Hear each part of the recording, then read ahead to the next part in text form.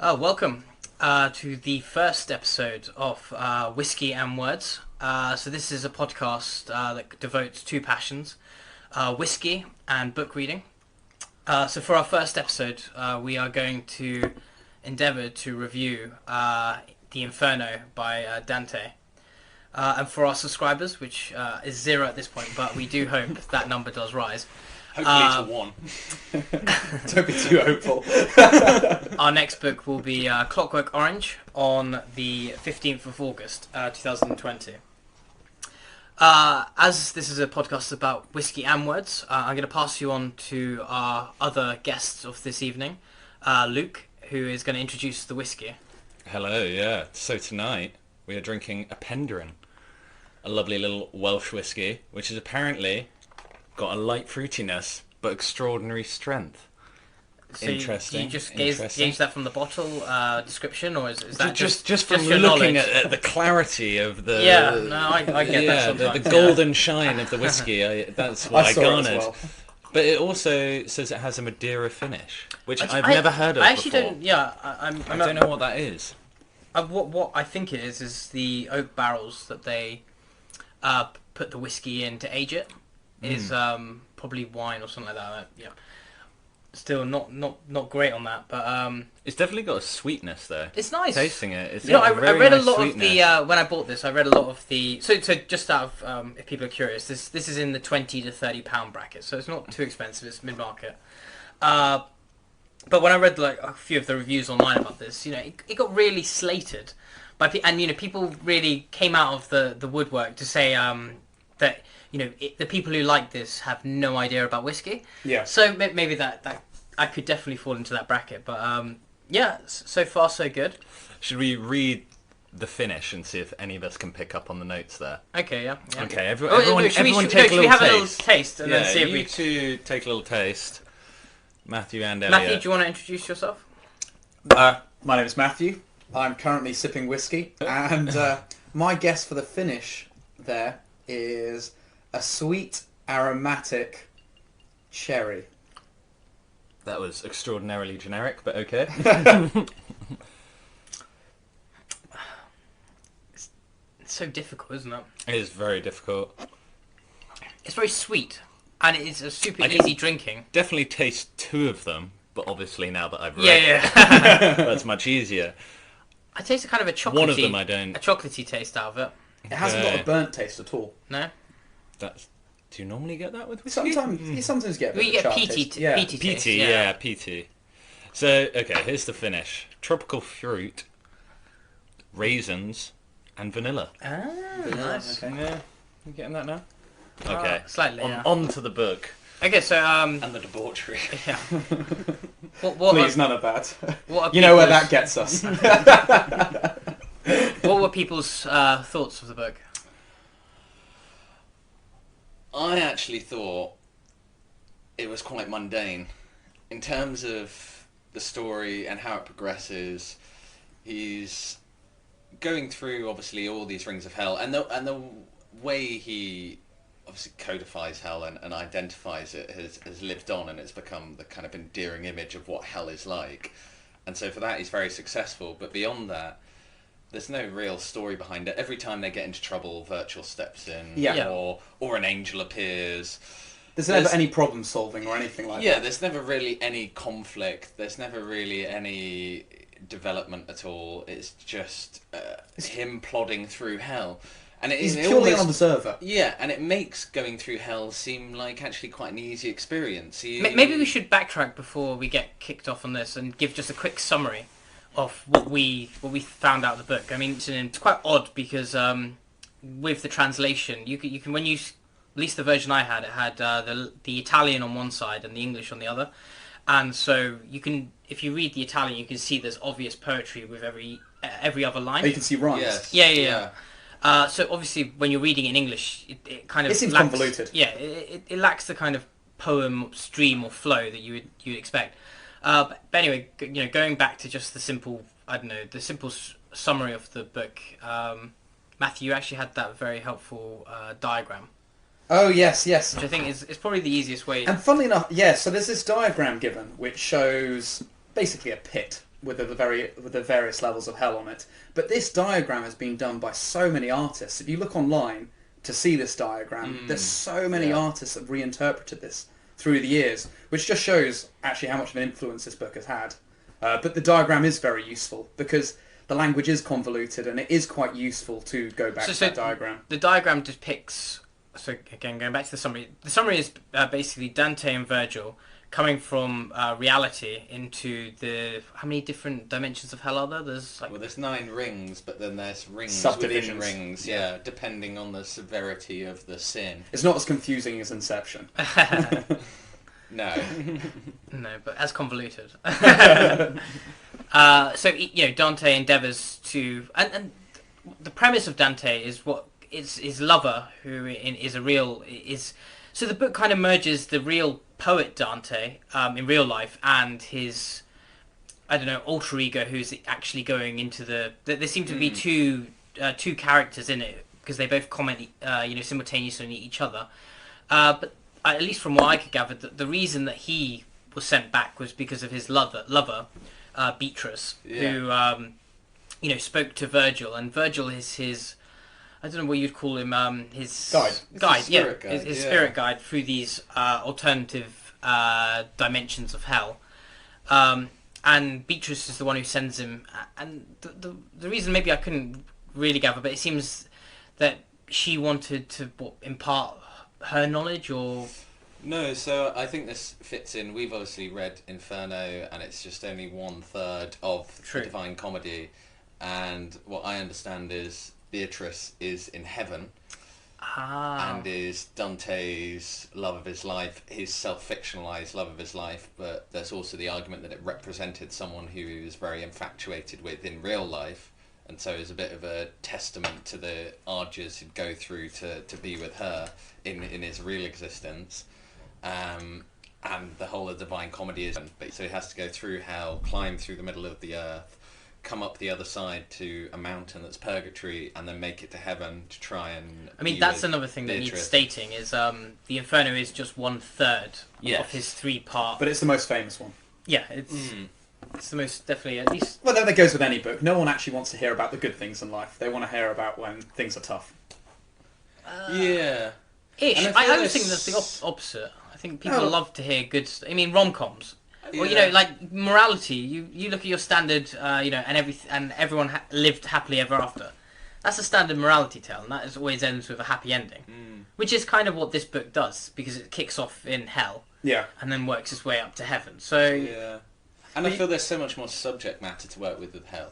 Heaven, everything is obviously just going to be fantastic because it's heaven. Purgatory has got to be basically mundane. Yeah. But in hell, there are so many varying levels of awfulness and so many disgraceful things you can think wished upon a person that it gives this massive scope that he's obviously explored and managed to demarcate between different levels and different kind of punishments. And we'll talk about all this. The punishments are kind of related to the sins. Yes.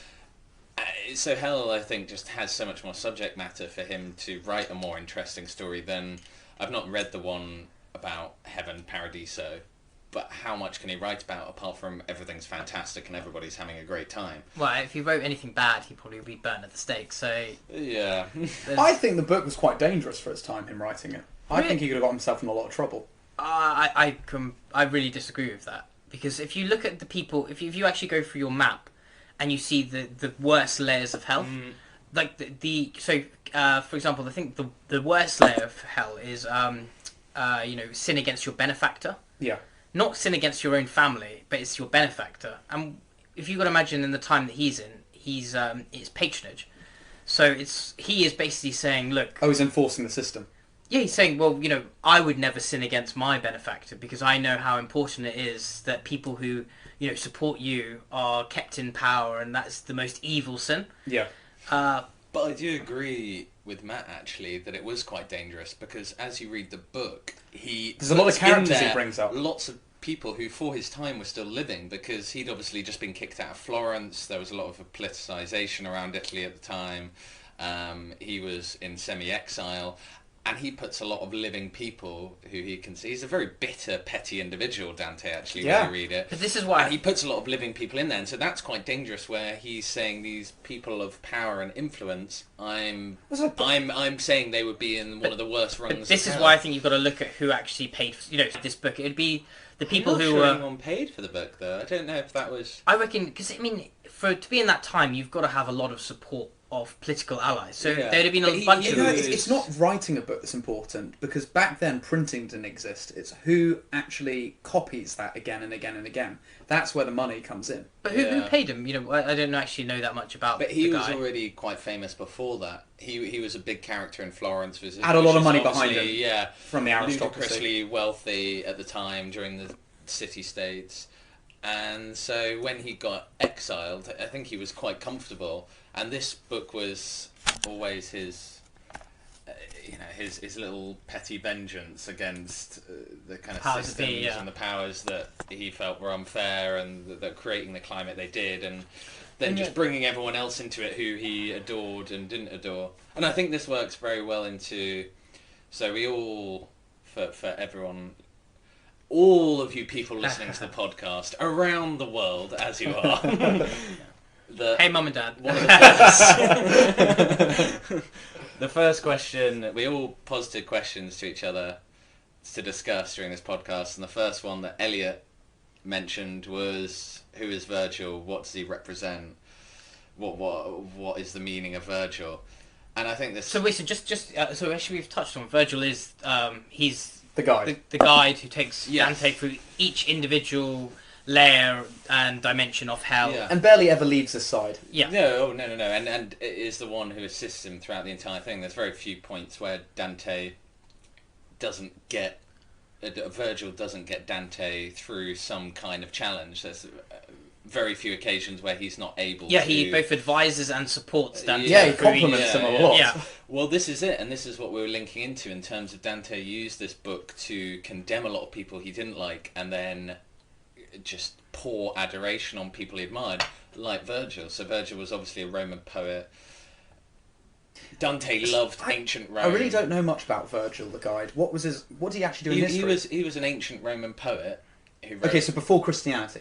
Yeah. Yes, yeah. Because Dante loved ancient Rome. He was Italian.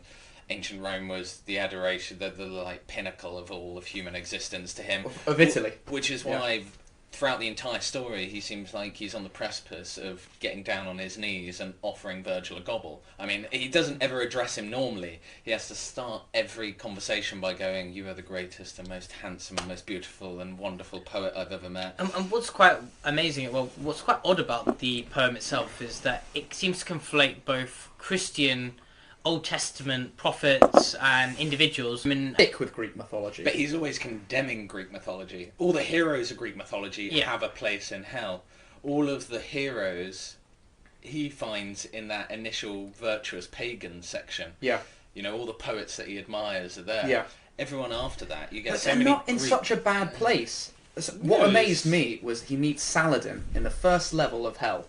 This is the first level where it's not that bad. They basically... I mean, he meets Aristotle, he meets Homer, Yes. he meets all the kind of ancient greats. But something I found interesting is he meets Saladin, and Saladin, only 100 years before, they were fighting against in the Crusades. And I think he's got quite an anti-Crusade sentiment in this book. Quite possibly. I Quite mean, it's possibly. not something that I've particularly... I think that was more the... If you look into how Saladin was viewed at the time, he was still considered a leader with integrity Yeah. amongst many Christian nations. He wasn't considered a barbarian or anything like that. So I think that's just more representative of the kind of image people had of Saladin rather than anti-crusade as such. What I find quite hypocritical is... so, he does place, Homer, Aristotle, all these legendary Greeks... and he puts them into the lowest level of hell. Oh, this is when he really gets to the bottom. Yeah, and it's still the fact that you admire that he speaks so much praise onto them, and yet he still is put them in hell. For something I found convoluted is Alexander is very low down. He's low down as a murderer, I believe. But Saladin, an army general, is So in the maybe first level of It's hell. because Alexander was essentially to Dante Greek. Macedonian, Yeah, Greek, all not the Roman. same. He has this real conflict between. Obviously, I imagine at the time there was probably an ongoing debate about the ancient Romans and the ancient Greeks who really created civilization as we know it. And he is so fanatical about the ancient Romans. It's almost like the anti-Trump supporters in a way. If you're one side of the argument, you're really polar, that side of the argument. And that's what Dante was. And that's why, you get like Hector's in hell. Everyone involved in Troy, the Battle of Troy is in hell. Everyone involved in, there's Greek gods in hell. Yeah. I mean, like it's a real Brutus. condemnation. Brutus is being gnawed by the devil at the last scene. I thought, Well, yeah. and what's the other one called? Cassius. Yeah, Two and who murdered, the two Julius. traitors of Yeah. Julius Caesar. And Judas, And then- of course. And then Judas, yes, so you've got two Yeah, but traitors. Judas I would understand, of course, if this is really about the Christian hell. Of course, but Of then course. you've got two traitors of Julius Caesar. Yes, which is a Yeah. bit ridiculous that they were somehow Well, no. equated.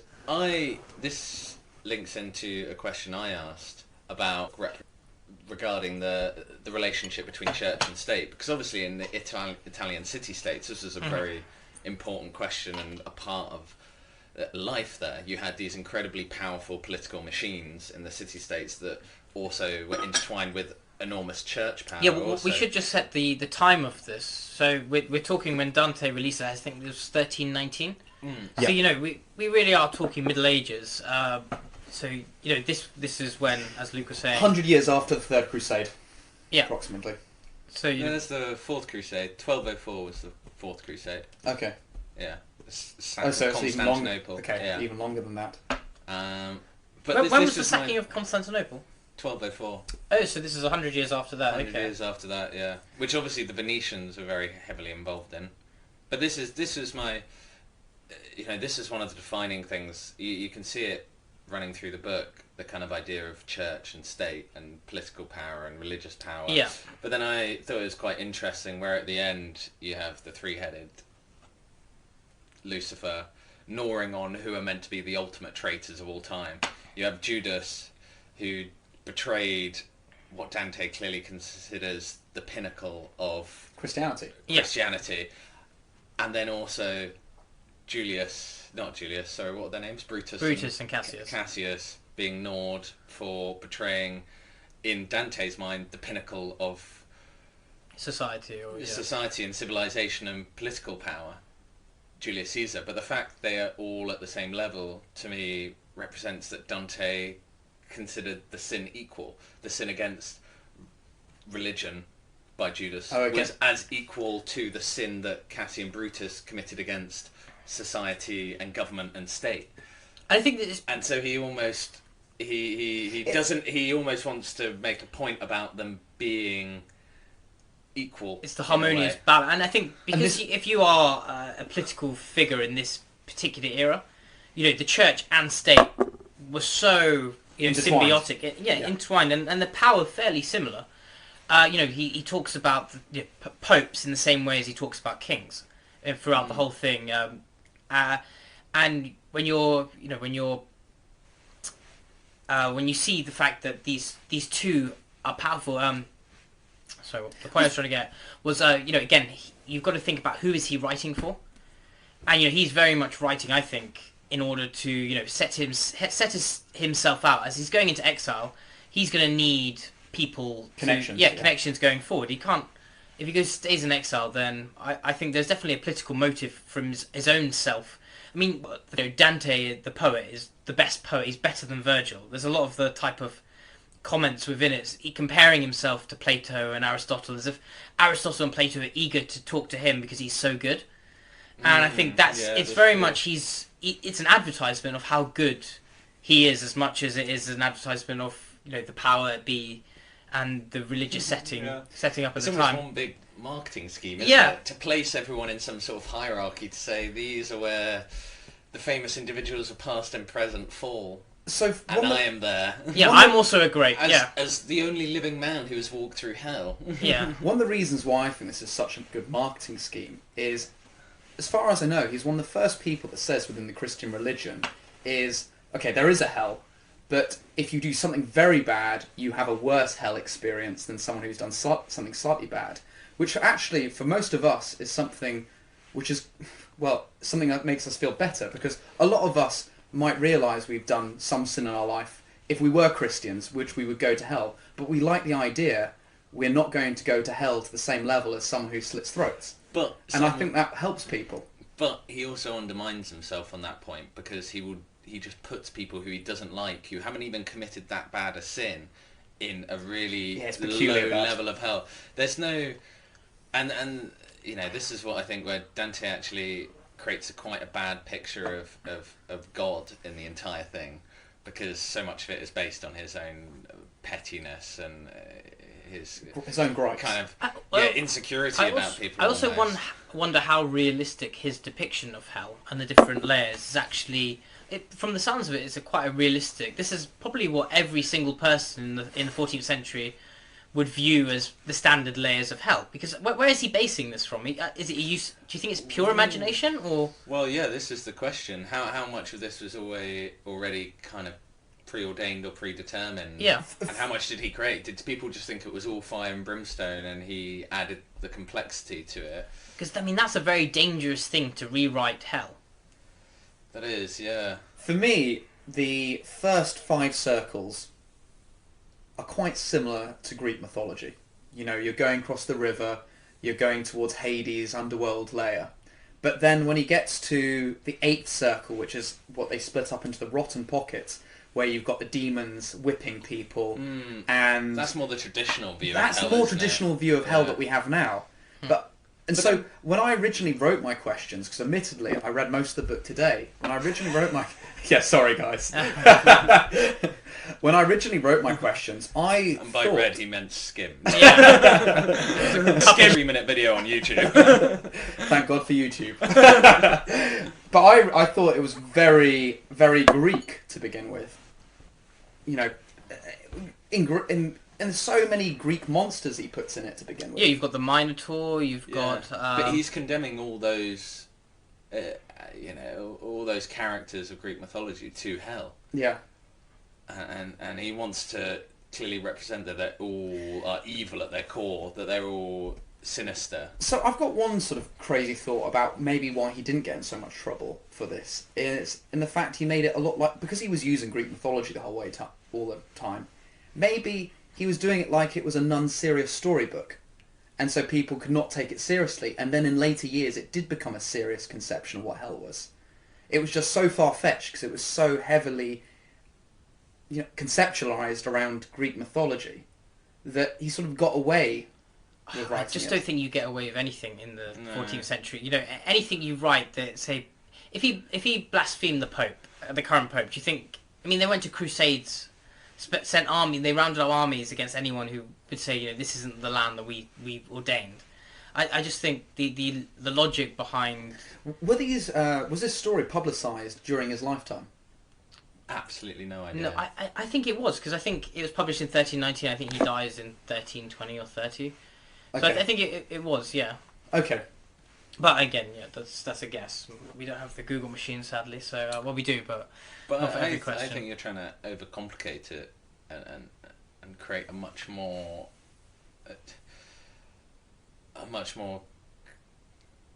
convoluted way of thinking about the intertwinement of Greek mythology. He just hated ancient Greece from everything I saw. That was the basis of it. I think also you've got to realise, so say the literature that they're reading, so you place yourself in the 13th century, there's only a very limited amount of books actually available to you. So, you've got the Bible, you've got, some Christian texts, but when you actually, look to some of the great things, I mean, he was a massive admirer of Aristotle, who he says, I think, it's Aristotle who says, you are the greatest philosopher of all time.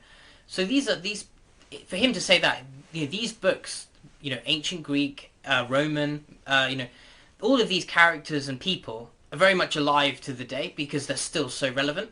So I think when you conflate it, it's more, this is his imagination. And these are the monsters, these are the heroes, these are the villains that he grew up with. And so when he's setting his narration of hell, he's using his imagination, what he knows and what the population knows. Yeah. Like Dante said, and like you say, Aristotle's trying to talk to him, and it's him trying to relive almost a dream he's had, Yeah. where everything's perfect. Even though he's walking through hell, he's best friends He's still with gleaning the best Virgil, parts who of- he yeah. adores, and the other poets and Yeah. philosophers of ancient times think he's incredible. I mean, if Virgil is your guide, yeah. like guide, in that time it would be a subservient position. The guide's taking you through. Come on, you are the guest, aren't you? Really, and the guide is. So I think there is definitely a.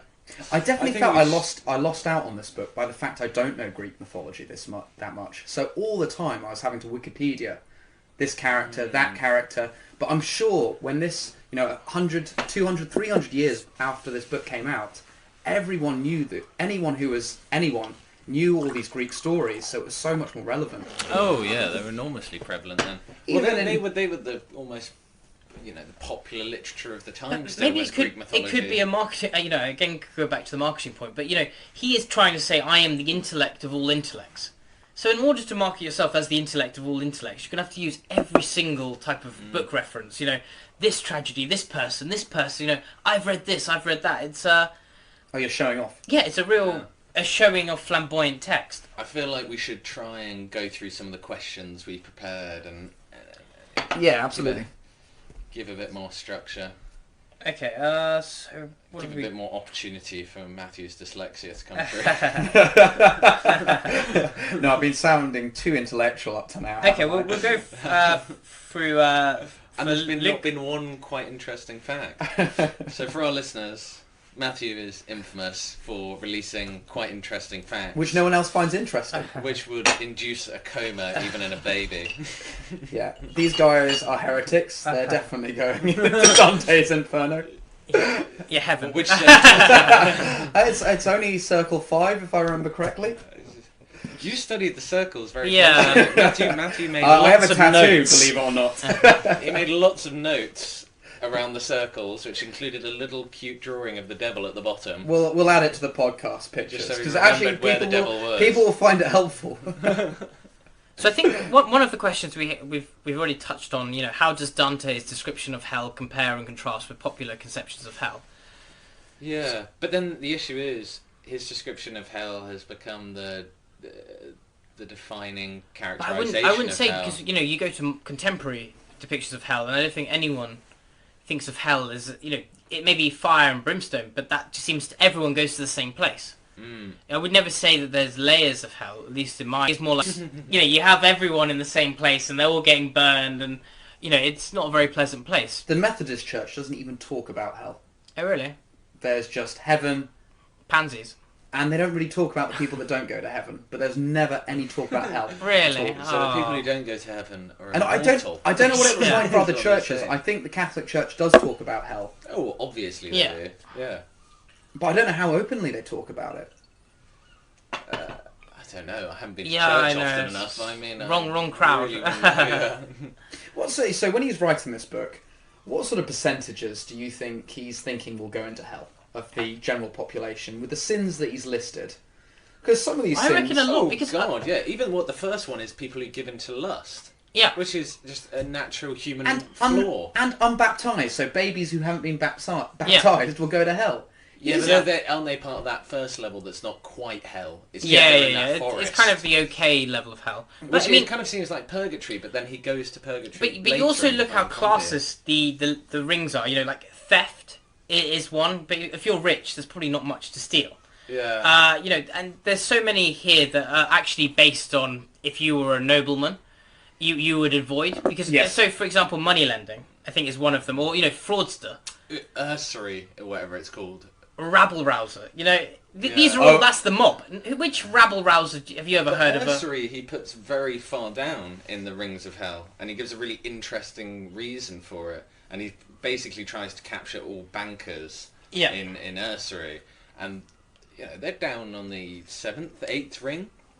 He talks about it very So at least, briefly. at and least Virgil contemporary has to- hell hasn't changed too much. Bankers would also Yeah. get there I for remember me. because I researched these bankers they were talking about, and these bankers weren't Jewish bankers, which were typical of the early medieval period. These were Christian bankers, and they did a lot of the banking in Britain actually. And then eventually, as with a lot of these bankers, as with the Jews, they get kicked out people don't want to pay their debts, whatever. They feel these guys are getting too rich, and they get kicked Oh, out. really? And this is a huge theme in medieval history. Is you need the money lenders, you use the money lenders, you get pissed off at the money lenders, get rid of the money lenders. Happens a lot. Well, you got to think he grew up in, or he was, spent a lot of time in Venice. Well, not Venice, sorry, Florence. And all those city-states had enormous banking powers. They're probably unlike England, actually. They had a lot more banking they were the power. most modernised banking systems in the world at that point. Which kind of... So, sorry, we should go through the questions. Sorry, just before you go, what I thought was quite... Where are we going?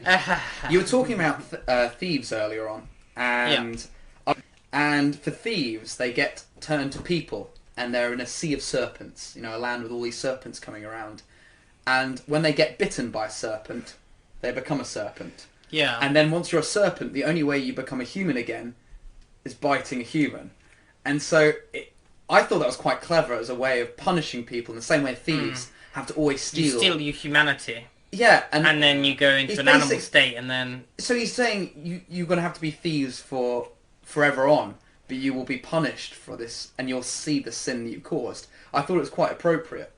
It is all the punishments are appropriate. I didn't think some of the, but then they're very disproportionate as well. Yes. Because the section, I think it's the 8th circle where it's the desert sands, and there's one part of the sinners who are constantly being pelted by a fiery, and then he has a casual conversation with someone that is that are horribly corrosive, and they're scarred and mutilated. But then some of the other sinners on that same ring are the greedy. And all they have to do is walk around with a money bag. Oh yeah, lead jackets. Yeah, a money bag around their neck, and they're constantly having to look into their money bag, which actually isn't... But they don't seem to get the fiery pelting rain. That's only selected for what is a minor level up. And that seems enormously disproportionate, considering you go 4 levels back and there's people boiling in blood in a river. Yeah. This is one of the issues I had. So for the first 6 circles, I'm like, yes, this is getting worse. Yes, this is getting worse. Yes, this is getting worse. But after that, I'm like, actually, is this getting any worse? He's going further down, but I sometimes think the punishments aren't as bad. No, they're not. Well, I think because ultimately you can't really, when you're swimming in molten tar, which isn't even close to the bottom, it's like, how bad is it going to get? It's very hard. I suppose molten tar is worse than boiling blood. It is a bit hotter. Yeah, but it's kind of, how you're... I think for the human conception of pain, it's very hard for... I mean, Dante would have had the same thing. It's like, how do you... What is more painful than very painful? And it's very difficult to be like, if I'm eating his head, that would be more painful. But is it really? Or maybe I'm looking at the... Maybe he just ran out of ideas by the 6th circle and thought, oh God, I've run out of ideas. I'm going to have to just come up with some wacky... I think pains. He was a bit impetuous in the way he... just obviously wanted to align all the sins to punishment, and so just found ways to do it without, obviously, like you say, kind of measuring it up to actually the severity of pain that people could relate to. Yeah. I mean, even when you get into the inner circle where Satan is, frozen. apart from the 3 who are being chewed by Satan, they're all just frozen in the ice. They're not under pain. I could think... so the worst ones are the traitors to benefactors, and they are under the ice. They're completely under a sheet of ice. Okay, so being completely under a sheet of ice, if you're gasping for breath and you can't get any breath, and so you're dying and then reliving, that is awful. Mm-hmm. But then you've got the guys who are just frozen, the traitors to family, who are frozen by the feet. That doesn't sound anywhere near as bad as some of the guys higher up. Boring, sure. And what's actually kind of... reverse, because it seems that it gets more icy the further down it goes, rather because it seems to be ice is right at the bottom, so that's a big difference from what contemporary levels of hell. You would think that it gets hotter as you get lower down, but actually in this book it seems to get mild, then hot, and then it goes icy ice. Yeah, but the ultimate point is that Satan's at the centre, not because he runs hell, but because he's the ultimate traitor. Yeah. And so his punishment is he has to chew on the worst traitors and be frozen in ice, and he is the ultimate sinner at the centre. But his punishment still doesn't seem that bad for an eternal being, especially. Yeah, in comparison to you don't know how Brutus tasted. So what do we think? So from when Dante wrote this till now, using Dante's own little paradigms of thought, his own little way of, considering people the ultimate sinners or the worst, how many more heads would Satan have to have, and who would he be chewing on? Ooh, what you think that? I think you probably could add Hitler. Hitler's definitely there. But who was he a traitor to? Because he considered. Well, he's a traitor to Europe, wasn't he? In the amount of European lives he killed. During Sure, Dante's but- time, but there were again- war criminals, but again, there were like, genocidal that- maniacs. He never put them in Okay, Satan's I see Yeah, no, what you're you right. mean. You're right. Attila the Hun, who just invaded The Crusaders. Rome. Yeah. Saladin. If you even want to look at it the other side of the Crusaders, he was. It was. So you're saying separate. someone who actually shot another person in the back is basically the It would have to be an ultimate traitor to some ideal. Those are clearly the individuals who end up in Satan's mouth. Judas, the traitor to the ideal of Christianity. Jesus, Cassius, and Brutus. Now, it's awful to say this traitor. about Judas, but for Judas, he sells Jesus out at the very final moment. There's no... Henry VIII. That could be a good one because he That goes would, against yes. Catholicism. Yes, yeah, he could be in there. Yeah, no, that is a very good shout actually. Um, And when we consider, what do we think? Oh, His views on absolutism would be. Dante. from what we talked about earlier, I'm sure he supported in it. there. I'm sure he supported about religion as much as he supports the state. And so, in that case, of course he'd support absolutism. Yeah. So somebody like Thomas Locke would probably be in there. The one thing I did find a bit controversial about what he was talking about is, in the early medieval church and late medieval church, you could basically buy your way out of sins with the Catholic Church. You pay Yeah. the indulgences. Yeah. It's And what then- Luther protested against. Exactly with the beginning of the Protestant Church. But he puts people that sell these things out in his hell. I thought that was really controversial. Well, didn't he have a... I swear he came across a pope. yeah, you know, there's two. a I remember number two. of- There's number two of popes. Yeah. Yeah. Which is very... This is the thing. You say in Dante's version Henry VIII would be in there, but then he's condemning some popes to hell. Sure, but I never knew the historical context for his condemnation. Yeah. I think if you'd known it, because it is a very personal book. He Yes, basically uses his definitely. own political views, his own social strata. And the geography. He uses the geography, which is very near him. Yeah, I mean, This book is just aimed for people. what I and find the area hilarious around about him. it, so this is one thing that definitely should be pointed out, is, as he passes through each layer of hell, they always pick up that he's got a Florenzian accent, so that's an accent from Florence. And yet, if you've got to think, if this hell is really the world, it must have, every single other nation on Earth. And so, the few people he passes pick up his, oh, that's you, Dante, is it? Yeah. The Florenzian, yeah. Is that a Scouser accent? Yeah, it's Not some more world. yeah, exactly. I speak 19 different languages since I've come to hell. It took me 72 years Yeah. to travel 4 countries. So, It's a very isolated view. oh yeah, The furthest he ever goes out when he's talking about other people is he talks about German drinkers.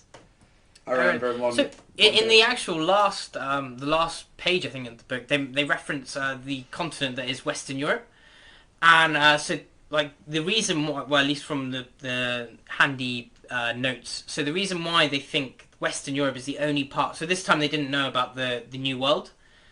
So this area they think so. The devil, when he fell on the earth, Yeah. he fell on the other side of the earth, and that all turned to water.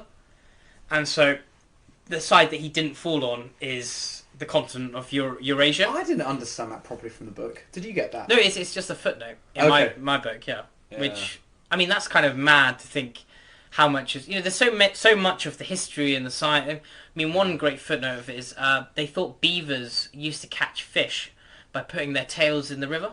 Beaver's tail. Yeah. Which is, there's so many kind of...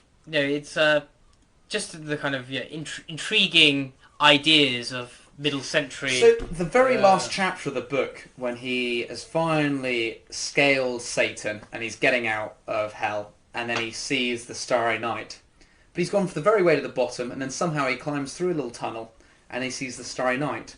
He's going through the middle of the earth, isn't that the point? Yeah. So does that make you think he thinks the world is round? Oh, flat. No, it's definitely flat. No, flat? I think it means it's round because he creates a conception that he does inverse when once he starts climbing up Satan, it's not going down, he starts going up. But do you think it's like he goes down to the centre and then he goes up? Rather... But he carries on the same trajectory, which means it indicates he must understand there's a level above, a level below. I was trying to understand what he thought his conception of Earth was, and I wasn't completely sure. I mean, when was... Galileo was way later. Do you think they had... No, Galileo was earlier, wasn't he? Do you think they had any concept at that time that you go down to the ground, that it will get hot and you'll get to lava? I think they would. They will have heard enough about volcanoes in Italy. But I think they just considered volcanoes, the So boiling over Galileo hell. is 1564. Is it? So, we're talking another, like, maybe Copernicus is maybe... Yeah, but then again, one of the Greeks calculated the diameter of the Earth Sure, within but 5%. it would be very... But then he hated the Greeks. Yeah, but it'd be very anti-religious because, at least from what I don't know creation myth, but from what I understand is, it's always been that the world has been kind of created and it was being created flat. So for him to think that the world was round, I would be, a bit surprised. I don't know about that. I mean, that's why you have creationism, isn't it? Portrays it. Modern day creationism, what's that based on? It's based on the Bible's contextualization of how the world is. And that's a flat earth mentality. Should we go on to one of the other questions? Yeah, sure. Trying to have a look. So the Guys, do any of you want a top-up by any chance? What do people... So, what do people think of the whiskey? I actually I quite like it. Yeah, I think it's really drinkable. It's got a nice little sweetness to it. Yep. It's definitely getting me drunk, which is the most important thing. Perfect. Which means we can only talk more bullshit. It's been a bit too intellectual up to here, hasn't it? Don't worry, we'll get to the bonus. Yeah. Okay, so Luke's first question. What do we think the book says about the vindictive and hypocritical nature of God? Okay, so I have a few points to make about this. It's from right at the beginning of the book. Right at the beginning, when they're going through the gates of hell, and I've actually marked it. And obviously, it's a section where the famous, quote, "Abandon all hope, you enter here." Good quote, isn't it? It is an incredible quote. But in that same section, he says how, "Through me you go and pass amongst lost souls, justice inspired by my exalted Creator." So God dispensing a justice for sin. "I am a creature of the holiest power, of wisdom in the highest, and of primal love. Nothing till I was made, only eternal beings." And this is the part I find most interesting, is that what that section is saying is that God created hell before he created earth, when he was still... There were only the angels, there was only himself, there were only eternal beings. So he created hell with already the understanding that People the would beings he create would sin, and they would do Or did he mischievous things. Did he create hell in order to trap Lucifer, who was the original rebel? No, because it says well, maybe, but still, he created hell before he created people, is what that's insinuating. But maybe in order to trap Lucifer, who was the original, archangel and rebel, he needed to put Lucifer in his place and create a... I don't even know what that Bible has to say about the devil. Genuinely. Yeah, I mean, I'm actually getting mine from Good Omens, the TV show. So That's a very good TV show. yeah, it's a very good TV show. But it's... I don't read it as such like that. I read it that God accepted that he was giving free will, which was an accepted understanding of even Dante's period, that you were given free will, and that was your test to overcome your free will and still make the right decisions in the eyes of God. And so he created hell with the assumption that people would still sin, and yet he still has such a cruel view of certain people who commit certain sins.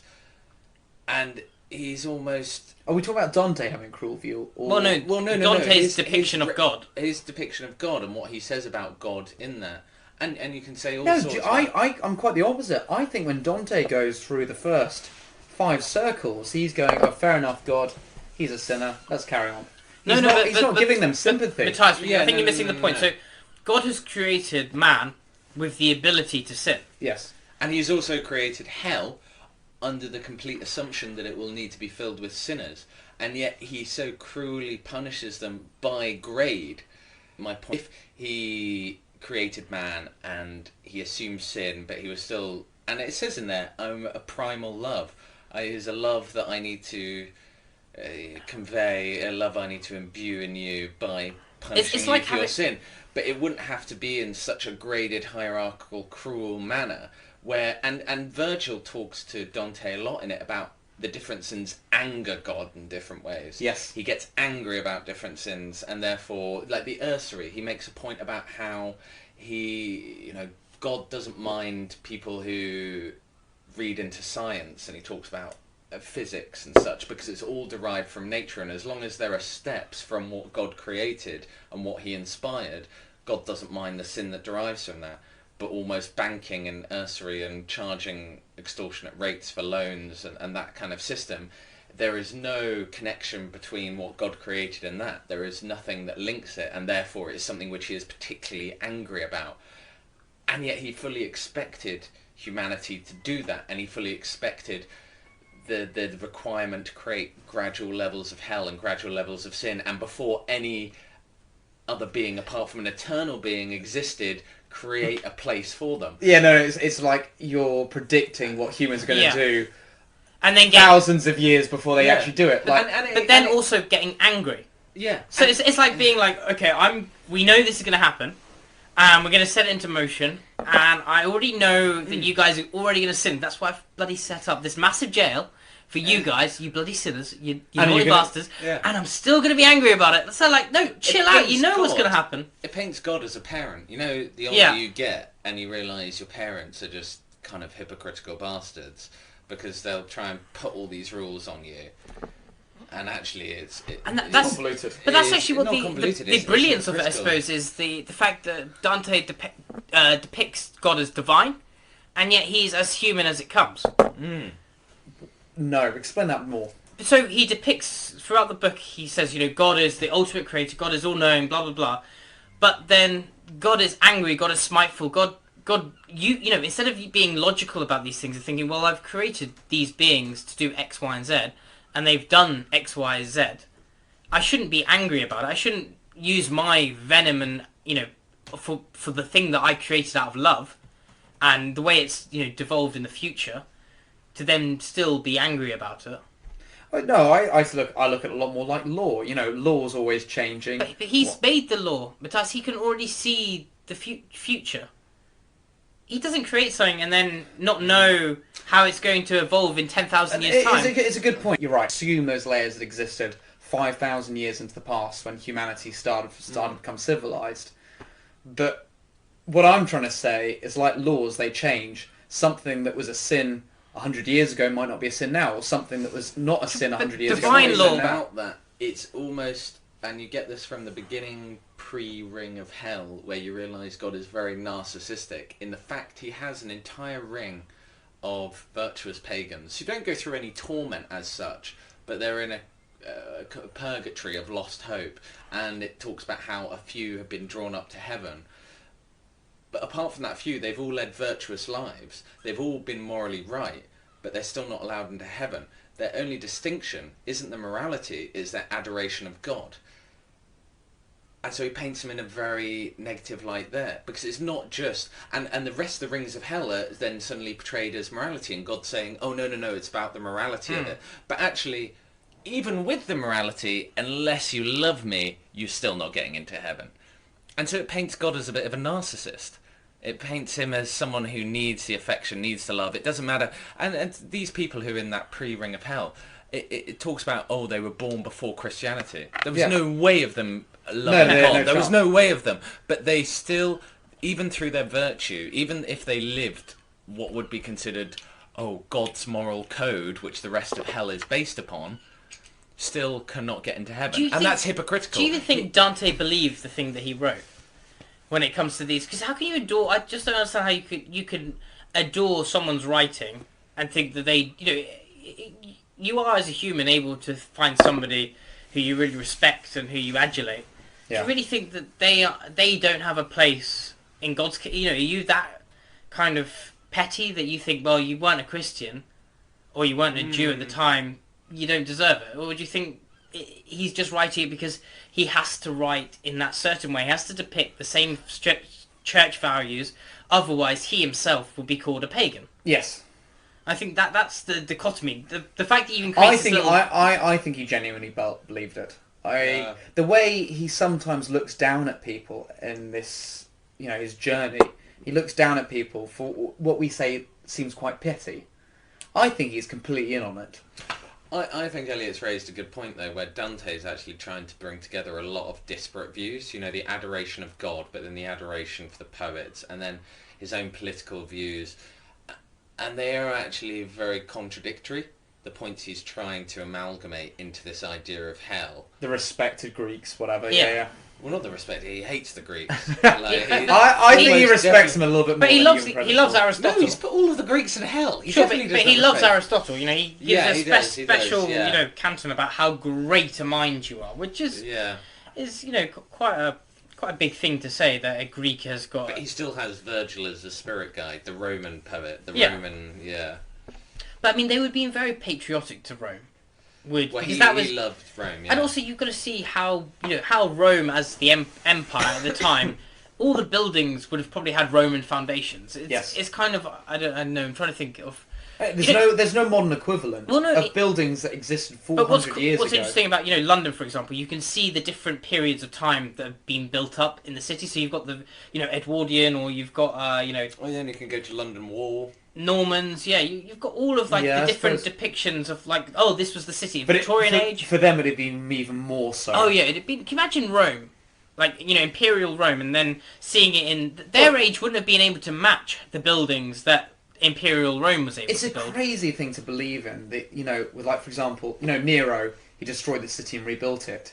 That you're living in a city which 500 years ago was more beautiful and more massive than what you live in now. You're living in the shadow. Well, it's kind of like England, isn't it? Okay, actually, that's a very good point. We are living in the shadow of the British Empire.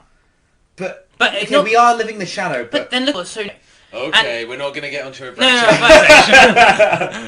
conversation. This isn't going to become a Brexit podcast. But you can see. Here we go. Absolutely not. This will get the ratings way up. I should probably tell everyone now.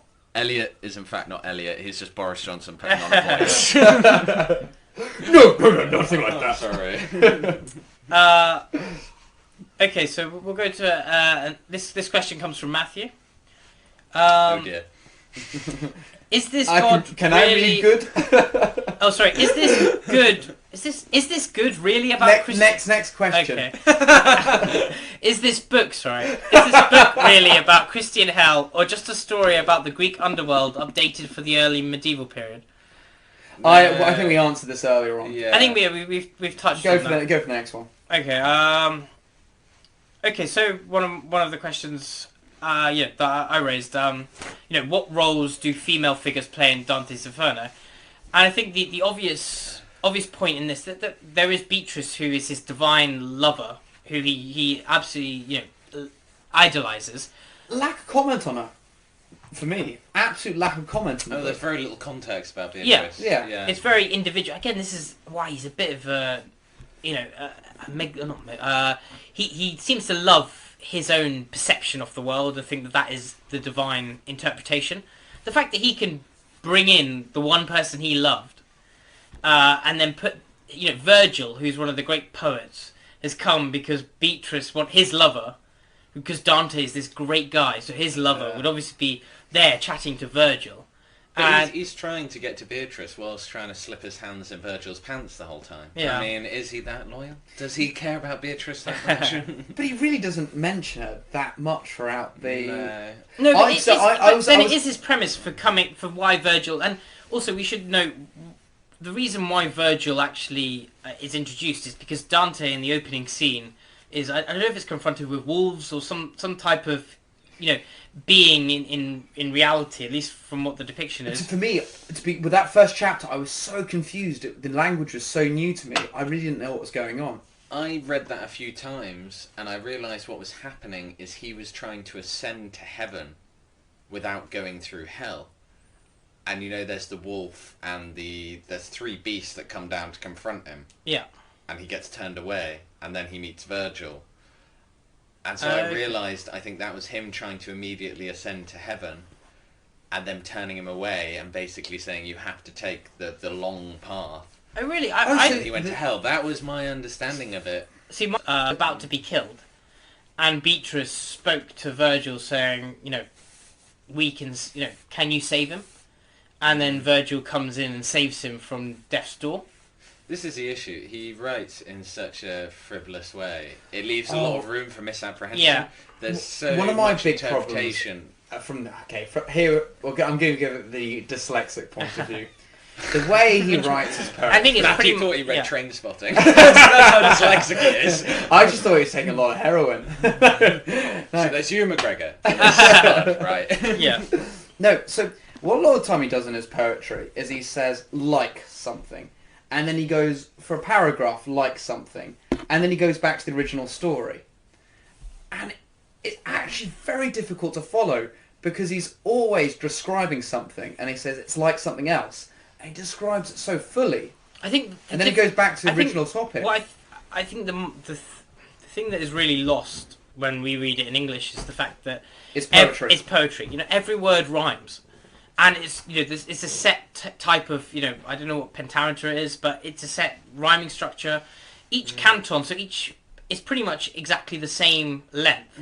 There's a very formulaic way of writing, which is very hard to be super creative and super when every single second every word has to rhyme with the next word. For me personally, I found it easier to get used to Shakespeare's writing than Shakespeare doesn't write in poetry. He doesn't write in poetry, and also writes in English, and he writes in English, which was 500 years ago.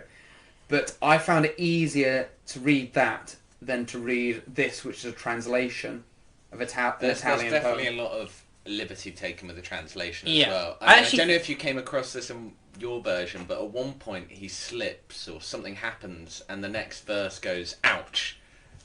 And I thought, how strange that they would have ouch Yeah.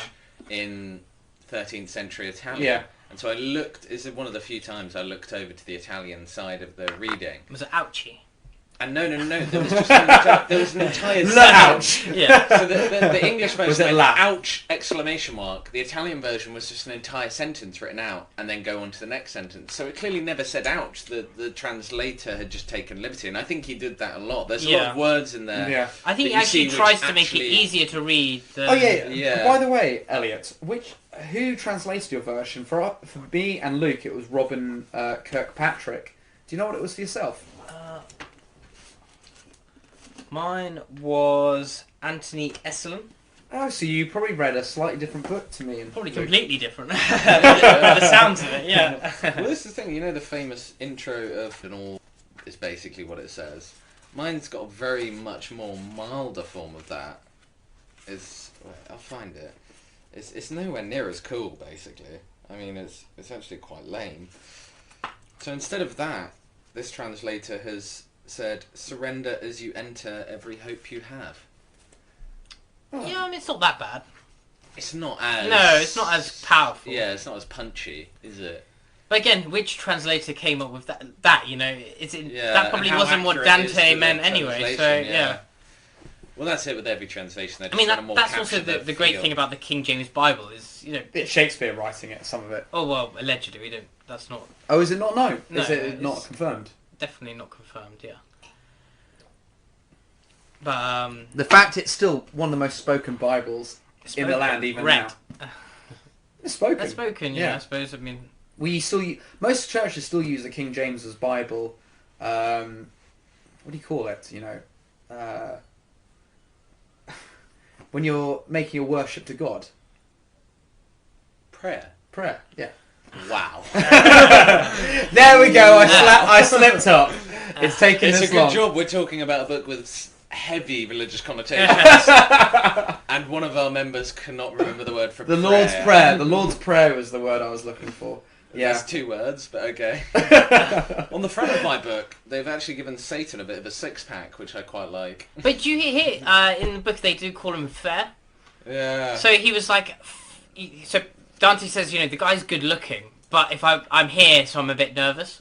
Which is, it's kind of a very weird, you know, you're literally looking at Lucifer and you're there, like, oh, he's not a bad looking Sounds lad, like is modern he? TV, doesn't it? Yeah. I feel like this leans into quite well one of the other questions I had. Yeah, which is it's one of my biggest gripes with the book. Does Dante actually undergo any character development? Because I don't think he does at all. What? Considering he's gone through the ardour of all rings of hell, he doesn't seem to change as an individual as well. He seems like such a bystander to the entire process. And even though there are these horrifying things happening around them, he'll briefly mention them and go, oh, the screams made me feel like so for me, a one of terrible tremor. Yeah. And then he'll turn around and go, oh, Virgil, what are you up to this Saturday? But this is most... why For me, in the fifth circle, when he's in the second ring, he goes to the tree Just take people. this away from me. There's the tree people, and these are people that killed themselves, and they can yeah. manifest themselves again as trees. Yeah. And Virgil says, "Go on, I dare you. Snap a twig off this tree." And you know, Dante goes, "Okay." Oh, yeah. Snap the the tree tree. goes, oh. Yeah, and he's apologising to this tree, like, "I'm so sorry, tree, that I ripped your finger off and everything." But he's quite apologetic at that point. Beforehand, he's like, "Oh, you deserve to be there. You deserve to be this."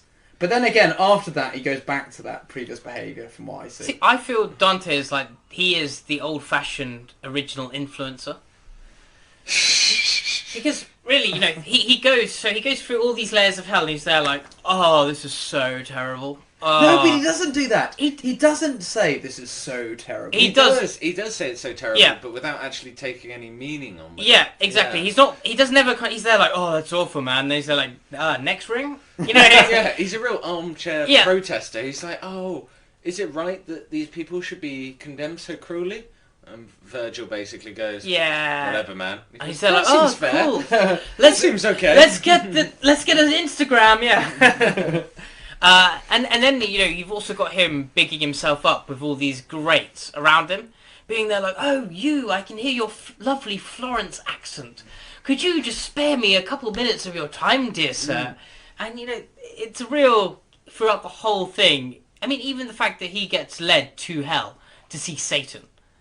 I mean, how many people could come up with such a, you know, I don't know, a weird conception that you are the one individual that's allowed. I mean, no other people. For me, it's surprising he didn't use another character to go there. And even the part where, so you know when they go to the city of, what is it, Diz? Diz? Yeah, Diz sounds like it. Diz. And they're refused entry, and an angel has to come down from heaven to open Batter the the gate. gates. Yeah. Considering he's a living... All of about half an hour ago, he was a living spirit, and an angel has just come down to open a gate of the city of hell. And he gives For no a few proper words reason. about it, and basically says, oh, that was jolly good luck. How fortunate. On our way, shall we? And it's so he doesn't seem to take anything that he's seeing on board. It's not as if he's learning anything from being in hell. It's not as if he's gaining any kind of new understanding. It's honestly just like he's piggybacking Virgil and it's like he's on some weird Disney World ride. Like Disney World created Inferno World, and it's basically like the small world, but it's actually It's so more true. tolerable, He's probably. going. I feel like he's going on a roller coaster ride where it's just, you know, it goes and he stops. He goes and he stops. He goes and he stops and he goes, "Oh, what's going on here?" He never gets involved. I mean, Yeah, and there's one part. So when they're in that ring of hell where there's the desert, Yeah. and it's raining down fire, and somebody comes over to speak to him, and they're speaking nonsense. Like, they mistake him for somebody else. And Dante, in all his audacity, turns to Virgil and basically says, nonsense, melted with fire. Yeah. You've talked about the torture he's going through, and you seem shocked Yeah. that he isn't making any sense. Well, actually, you know, He seems to gain no empathy, no sympathy, no understanding, nothing. that's he why- is the same person who went in, this like hollow husk of a man, who, you know, you could say, oh, it's just because he's on a mission to meet Beatrice, but as we've said, mentions are all about 5 times. Yeah. In between going, Virgil, please let me get the baby gravy from you somewhere in hell. I mean, where is the character development? Where's the change in... This is what I talked about, the tree. The tree, when he snaps the twig off the tree. It's the only time I really see true sympathy come through. The whole book. And why it's poignantly different. It's the first time he has a proper conversation with somebody. Oh, he does have proper conversations. It's the longest conversation he has. It's interesting But he always passes off conversation very well, doesn't he? He always says the person or the sinner can't stay too long to converse too long. Yeah, because he's being pelted by fire or something. You know, A there's little always dog, like some... a little dog comes along and starts biting the tree, whatever, in this one. Yeah. But one interesting thing is, you know, when you're kind of building up to this real big climax of he's going to get... I mean, the whole book is, you know... Down the tunnel, yeah, to the very end. Until we get to the very end, and we're going to marvel at how inventive and ingenious, and it's like, oh, he just sees a big Lucifer who's gnawing on 3 people. And ice. I didn't think the ice... I think that's actually his probably most redeeming quality in this book, was envisioning Lucifer as the ultimate of all sinners, encased in ice, none of the fire and brimstone, the exact opposite, polarising it. That's in, there was no conversation, there was no depth to his analysis of Lucifer. It was very much like, that's him. Well, that's quite... Yeah. It goes back to what you're saying about it being... The fact he's doing this for society at the time. It's quite clever because it doesn't bring up too much of a conversation. The guy's stuck in ice. The guy doesn't make the devil doesn't make the choice about who goes... That guy. The devil doesn't make the choice about who people go down. Because can you imagine if he played him off as this suave, you know, sophisticated character, or even, yeah, it's or a lord that made yeah. choices. Okay. So I feel like you're both being quite critical of his portrayal of Satan. So if, say, you were Dante, you would reach that part of the book where you're writing the Ninth Circle of Hell. Well, this is the whole point of the book, not just the part of the book. The whole point of the book is to get to the innermost part. So how would you then represent Satan in your own version? If you think the way but Dante in a did it was contemporary version, it would be, you know, an oil baron or something like that. Like, we just can't wait to, you know, burn off this planet for our own. You know, it would be some massive giant who is, you know, in ice. It's a very good point, Luke. Like, I'm just trying to think of some evil thing that happens at the very bottom of hell. Like Lucifer, for example, eating people and then shitting them out and they come back to life and eating them again. But the thing is... it sounds evil, but actually... Lucifer is inherently more evil than a lot of the sinners. He just had one moment that was a more betrayal than any of the sinners. But for me... He hasn't sinned. But for me, what's actually... So, why I would say, you know, in my contemporary version, like an oil baron would be worse, because... You know, with a Lucifer's depiction, it's only against sinners. People who've already betrayed X, Y, and Z rule. When you're an oil baron, for example, you know, polluting the world, then you're actually betraying people who wouldn't necessarily be sinners. They could be going to heaven. And you're also having a negative impact on their life, even though they could be people who are going... So, you know, it's... but why wouldn't you consider, say, you know, a general of a developing country who's perhaps killed more... You know, why wouldn't you just take somebody who is involved in the Liberian War? This is a very, just, you know, superficial way... It's very superficial, because of course they could never have conceptualised... But I was considering, you know, you both seem to have a bit of a, not a disdain, but a dislike towards the way that circle of hell was represented. I'm curious because the whole book is, like, preconceived on we are venturing into this final circle. I mean, otherwise, that's how you're getting your readers into this.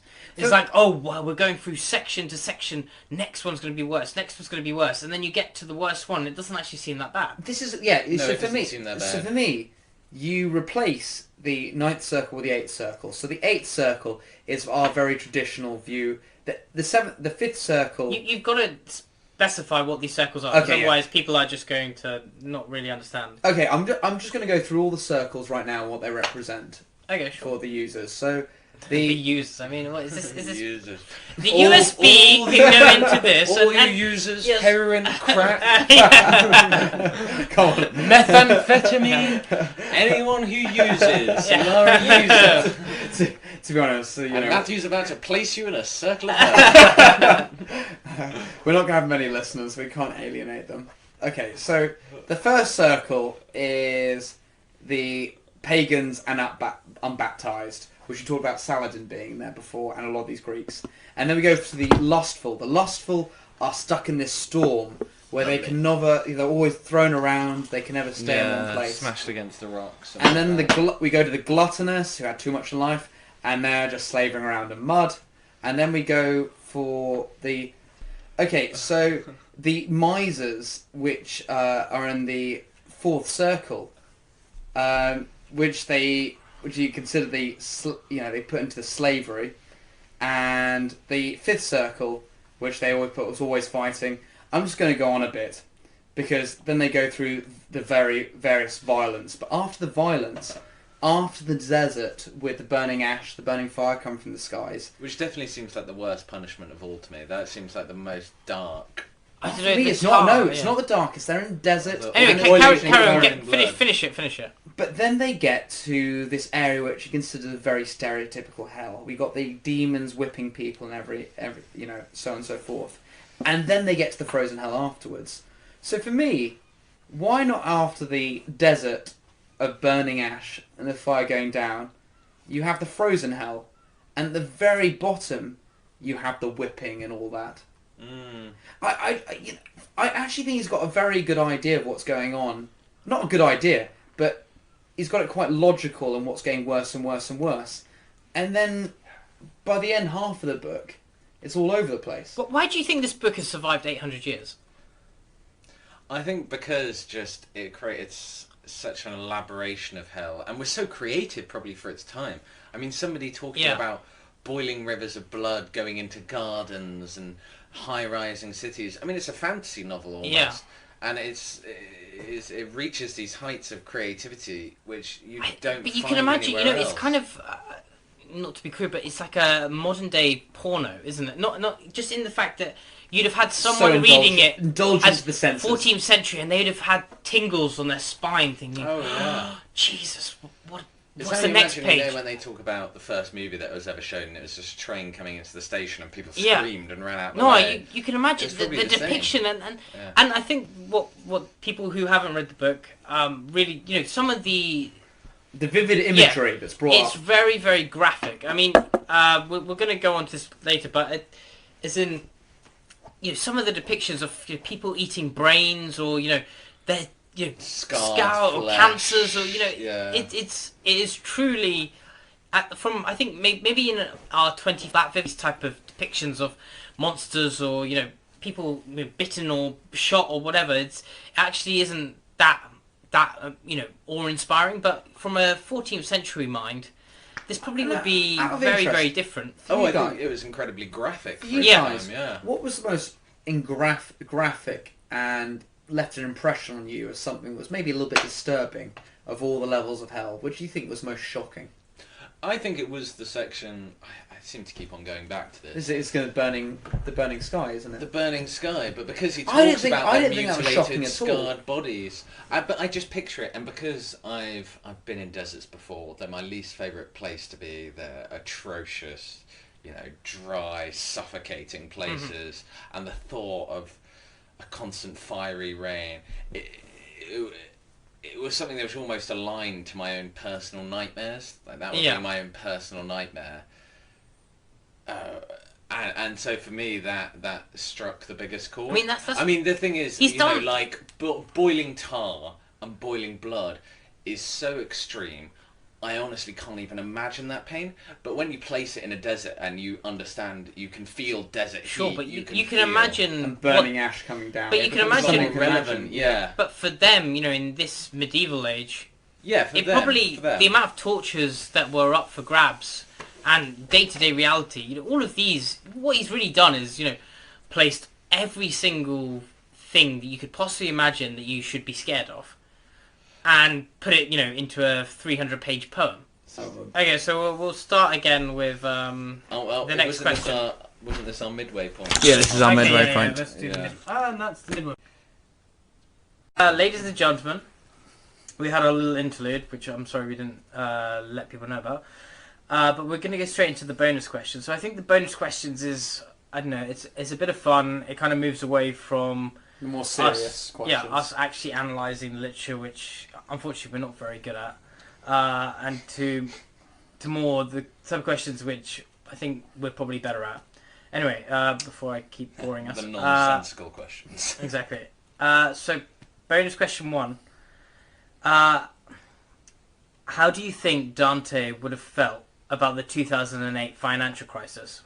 Oh, this is a very simple question. I think he'd have been enormously conflicted. So we've spoken about it before, where so far down on his rings of hell, he's got Usury, the bankers. The bankers, basically. of course. He hates the bankers. So for him, he would have despised the 2008 financial crisis because it was all banker related. Everything he... No, but so this is where I interrupt you, because in the 2008 financial crisis, where was the place of the church? To me, there was no church in that. It was purely economics. Yeah, it was economics. I'm not talking about the church at all. I'm talking about the fact he despised bankers and usury. But the state and the 2008 financial crisis are so, or 2007, are so, they're so intertwined. It's almost like what's happened since Dante's time is the church has been completely eradicated, and now you've got economy.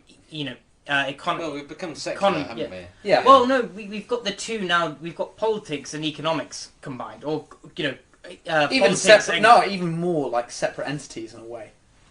Yeah, but I think they're more entwined. I think. They're more intertwined than the church was back then. Exactly. Yes. People don't see them as different. People now see economics is the new religion. Capitalism is the new religion. But politics and economics are now more entwined than they were. For example, the Pope and. I don't know if they're more entwined, but they just have less background noise to compete with. So the background noise before, the other noise would be religion. Broader regional differences. But now nobody looks. In 2007, nobody is looking to the Catholic Church in order to sort out the financial recession. No. People are looking to politicians or economists. Those are the two people, and back. Or even the media. No, but I'm just trying to think. If you were 13th century, who are the two people that you would look to? You'd look to your head of state, and you'd look to the Pope. Those two individuals, or those two representative individuals, were the people that you thought they could sort out a crisis. Well, nowadays, we look to our head of state, or, our government, or our leader, and our, What brings up a more poignant question is what you brought up. You look to those two heads of state about if a crisis happens, what happens. And what happens if those two heads of state say, we can't solve this crisis? What do they say? They don't. They they blame someone else. No, they lose legitimacy. They always blame someone else. I'm sorry, I've never heard a government... Even when they blame somebody else, they still lose... They lose more legitimacy when they blame somebody else. That has become such a textbook play that it's just not accepted anymore. I mean, apart from in the Trump era, Trump has found a way to market it differently, the blame game. But generally speaking, in Europe especially, blaming someone else is sacrilege in politics. If you try and blame someone else, it is worse than basically defecating on someone's doorstep almost. I mean, it just considers you so lowly. But my point, I feel like we've really overcomplicated the question I was asking, because it is actually a really simplistic question. It's not very intellectual at all, where on one side I think Dante would have hated it because it was caused by the bankers, and he considered usury and banking in such a low, horrible level of hell. But at the same time, it fucked over the Greeks. But, I'm not going to add anything. I think conflicted. What do you think? That's a nice conclusion to that question. Okay. It was a question which answered itself in its explanation. Okay, our next bonus question is, who would be the best choice of director for an Inferno film? It's got to be Michael Bay, surely. It depends what kind of feel you want from the Inferno film. I think I know what I want. Okay, I want the Coen brothers, and I want it to be, a rom-com.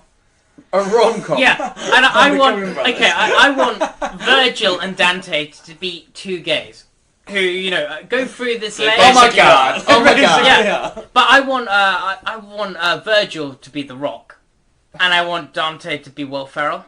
Or Kevin Hart. Yeah. Will Ferrell being brilliant.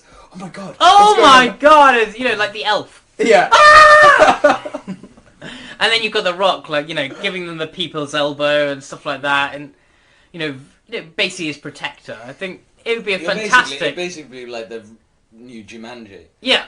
That's all it would be. I mean, I think that is a fantastic group of, The Rock. You know, the thing is, I've got some bias towards this, but I'd want Nicolas Cage to be involved. Yes, Because I think he'd actually add a lot more depth to Dante, because he'd have a Nicolas Cage meltdown in the middle. maybe A Nick. bit no, of an how- A, B, C, D kind Now, of how about meltdown. Nicolas Cage as every single character in... Other than Dante or Virgil. That is fantastic, actually. Yeah, and it's actually, the whole film is enormously meta in that it's Nicolas Cage castigating his own self in various forms, and all his own sins through his At the work. very end. Directed by He Francis sees- Ford he sees Coppola. Nicolas Cage with three faces biting Nicolas Cage. It's like, oh. It's not a bad one. Anyway, you guys, what would you go for? I kind of said it. I think Michael Bay. I think it would need to be an all-action thriller to draw it up outside of its drollness. For me, David Lynch.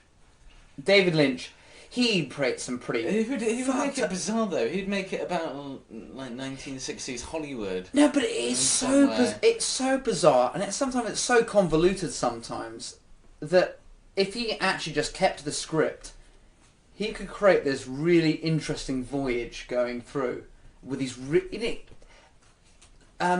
in these stories, we get some very vivid images come up, and I think Lynch would actually encapsulate those very vivid images very well, and quite scarily wise. He's very good at conjuring up an image. I'd like it almost. The film. So it's a film about.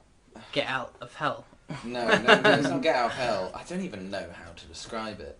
So it's this black guy who goes with his girlfriend back to a family home, and he's feeling quite alienated by the situation. It's all a very predominantly white neighbourhood, very, I don't want to say traditional views, but they have almost got this kind of all-American authenticity about them, which is very outdated.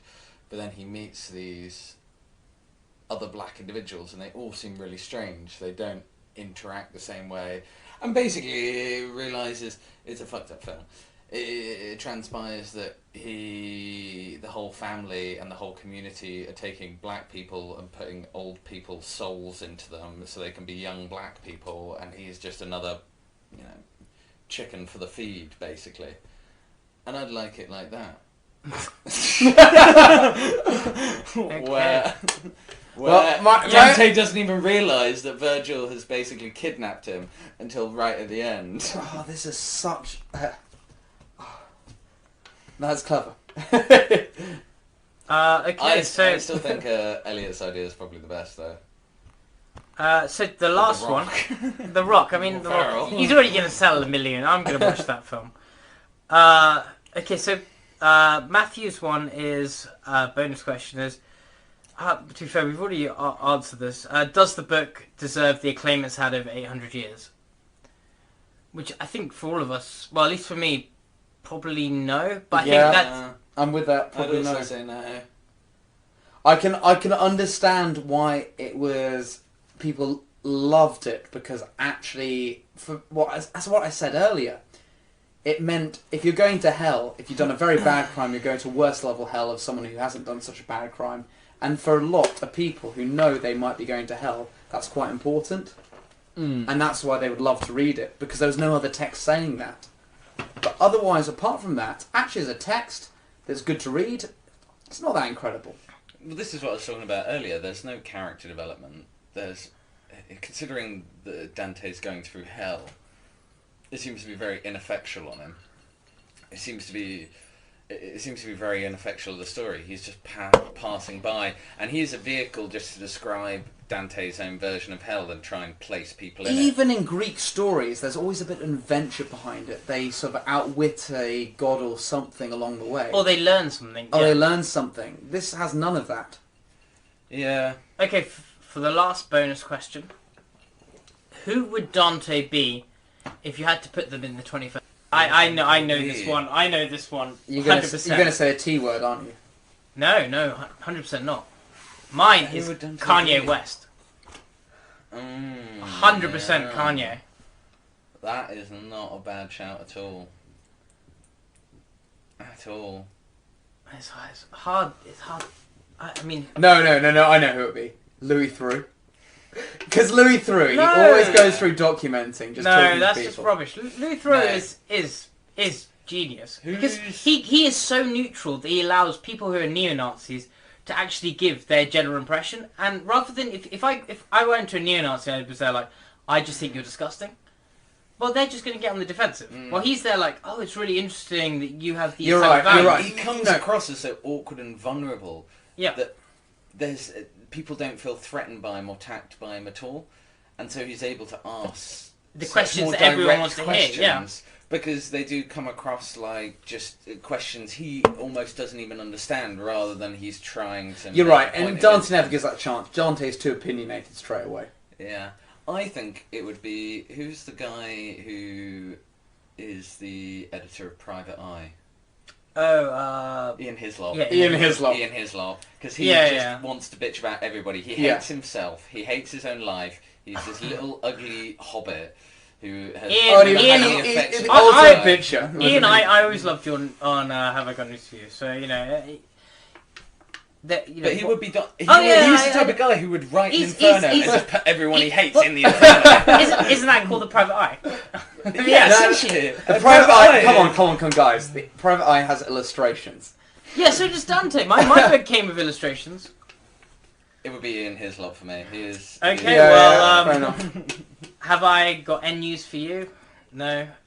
So the Then, thing- well, Matthew... There's have one you- last question from myself. Well, no, you never gave who you thought would be Oh, yeah. the modern day, the contemporary... Oh, Oh, you did. You Dante. said Louis Theroux. Louis Theroux. That's a terrible answer. Yeah, I know. Yeah, it's a terrible answer. And so I can't give I was- another Think of answer. another answer, Matthew. Luke, I was trying to Sorry. end it so that we could just have some clarity on this issue, but, you know, no. Okay, No. someone who goes I through... want Matthew to elevate himself beyond that answer. Well, you know what it's going to do. It's going to do quite the opposite. Barbara Windsor. Okay, so why don't we end, so we can edit all of this, and we end up on our final summation of the book. Yeah, And let's do each that, of- because each that's of a us convoluted has- question. Each of us has 30 seconds to, give their summation of the book. Okay, and so to end the podcast, we're going to give our 30 seconds of just a quick overview of, well, after having somewhat insightful chat, what we actually, thought of it. Matthew? Okay, the book is a real insight to what people thought in the past, but to be quite honest, a book that's easy to read, it's not easy to read. The way that it's narrated makes it very difficult to follow, but still there's some really interesting, vivid ideas that come out there, and very vivid landscapes of what hell might be, which have obviously had so much impact on the Christian faith. And in that way it is worth reading, but don't go after it as a book to read. Okay, Luke? Yeah, so I would agree with Matthew in the sense that the portrayal of hell is extraordinarily vivid and creative and fantastical almost, especially considering its time. But simultaneously, it is an extraordinarily dense book to read. I mean, the subject matter just seems to become very arduous, and the more you read, the more you realise it's just a running river of Dante's own petty grievances and personal vengeances. And I feel that actually skewers any bigger themes he's trying to portray in the book, because he ultimately undermines himself in a lot of the bigger questions about God and hell and religion and the state. It all gets very diluted because of the way he interweaves his own personal opinions, especially about individuals, about other cultures, Greek culture, into it. And so it's a bit of a book of conflict where it could make these grand statements, but Petty things Dante's come own pettiness undermines that simultaneously. So I think the book is... Because you see that the way that he has to narrate, in the fact that he has to keep so much distance between himself and the church and between himself and the state. It's almost like an evolution. And what you need to look at with modern day literature, in the fact that they really are able to write about whatever comes within their confluence. So it doesn't need to be about religion. It can be about, your everyday life living in a supermarket. And while I feel that there was such a repression in literature that the only way that they could legitimize themselves is through writing about, great theologies or great tragedies that involved every single, person of mythology, of religion, in order to give their own worth, in order to give themselves their own bit of credit.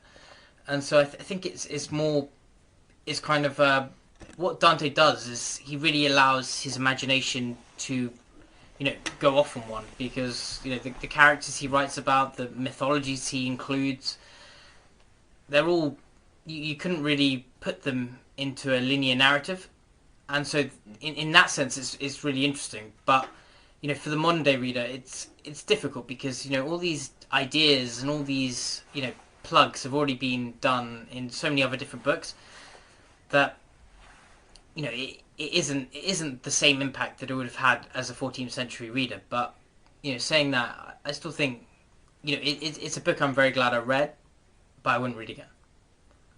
And on to the whiskey. Yeah, onto the we've whiskey. The actually whiskey almost is finished something it. we've So Yeah. Literally comes right to the end quite conveniently. and I'm quite happy about I it. think I thought I it would was give delicious. this an 8 out of 10. Yeah. A very solid out of 8 out of 10. Something Yeah. that is easily drinkable to a... I think at least both me and Matthew are pretty amateur palates when it comes to whiskey. definitely, Beyond yeah. amateur. And Elliot as well. And it's very easily drinkable. So on that, Cheers, guys. Yeah. And here comes the end of the podcast. Farewell. Sorry, Farewell. let's plug the next podcast. So on the Yeah. on the 15th of August, we will have our second podcast, and that will be A Clockwork Orange by Anthony Burgess. Good night from me, Matthew. Good night and good luck from Luke. Good morning.